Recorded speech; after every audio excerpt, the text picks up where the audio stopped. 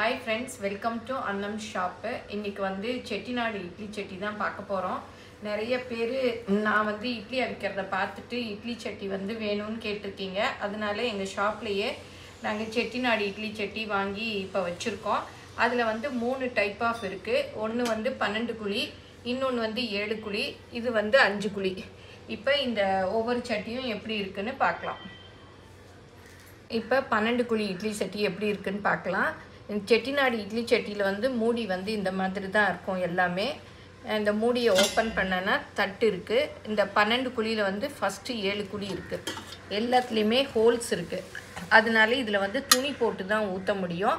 துணி என்ன துணி போடலான்னா காடா துணி இருக்கு இல்லையா, அதை கூட கட் பண்ணி போடலாம். இல்லை வேஷ்டி துணி இருக்குது பாருங்கள், ஒயிட்டு, அதையும் போடலாம். அந்த மாதிரி நைஸ் வேஷ்டி துணி கூட போட்டுக்கலாம்.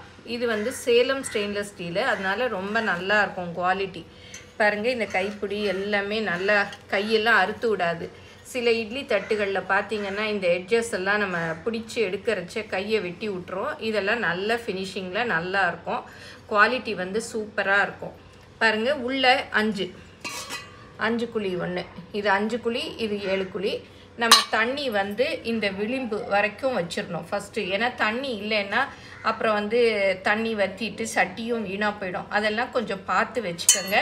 இந்த அளவுக்கு இங்கே ஒரு பெண்டு மாதிரி இருக்குது பாருங்கள், அது வரைக்கும் வச்சுக்கோங்க. அப்புறம் ஒவ்வொரு தட்டு கொட்டுறச்சியும் தண்ணி பார்த்து ஊற்றிக்கணும். இப்போ ஃபஸ்ட்டு வந்து இந்த 5 குழி தட்டை வச்சிடணும். அப்புறம் 7 குழி மேலே வச்சிடணும். வச்சுட்டு இதை அடுப்பில் வச்சு நம்ம இட்லி ஊற்ற வேண்டியதுதான், அவ்வளோதான். இதுதான் வந்து 12 குழி இட்லி தட்டு. இப்போ 7 குழியை பார்க்கலாம். இப்போ இதுக்கும் பாருங்கள் மூடி அதே மாதிரி தான். இது திறந்த 7 குழி இருக்குது. இதுலேயும் ஹோல்ஸ் இருக்குது பாருங்கள்.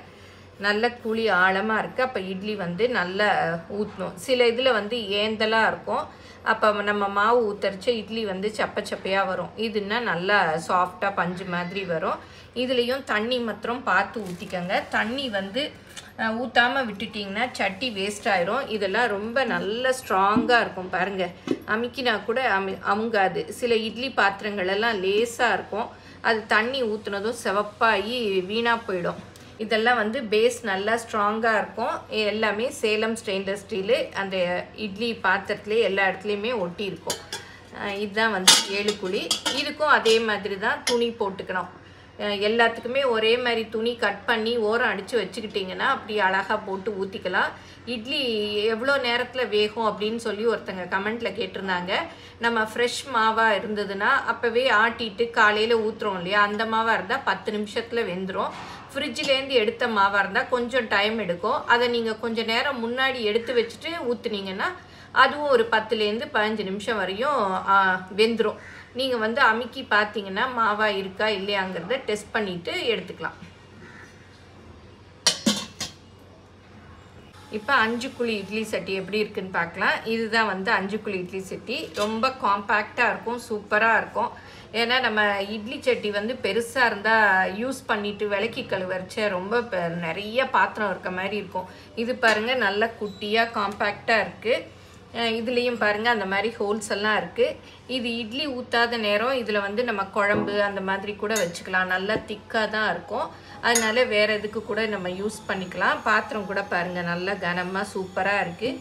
இது எல்லாமே சேலம் ஸ்டெயின்லெஸ் ஸ்டீலு. இதோட ரேட்டெல்லாம் வந்து வெயிட்டை பொறுத்து அப்பப்போ ரேட் மாறும். ஏன்னா இதுக்கெல்லாம் பீஸ் ரேட் கிடையாது, வெயிட்டை பொறுத்து தான் இதுக்கு ரேட்டு. அதனால எல்லாமே கொஞ்சம் முன்ன பின்ன இருக்கும்.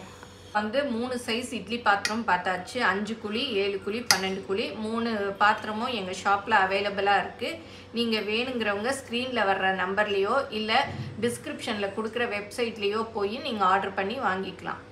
இந்த வீடியோ பிடிச்சிருந்தா லைக் பண்ணுங்கள். அடுத்தடுத்து உங்களுக்கு என்ன விதமான பாத்திரங்கள் யூஸ்ஃபுல்லாக இருக்குது, எது உங்களுக்கு தேவையோ அதெல்லாம் கமெண்ட்டில் சொல்லுங்கள். கூடுமான வரையிலையும் நாங்கள் தேடி உங்களுக்கு கொடுக்க முடியுதான்னு பார்க்குறோம். தேங்க்யூ.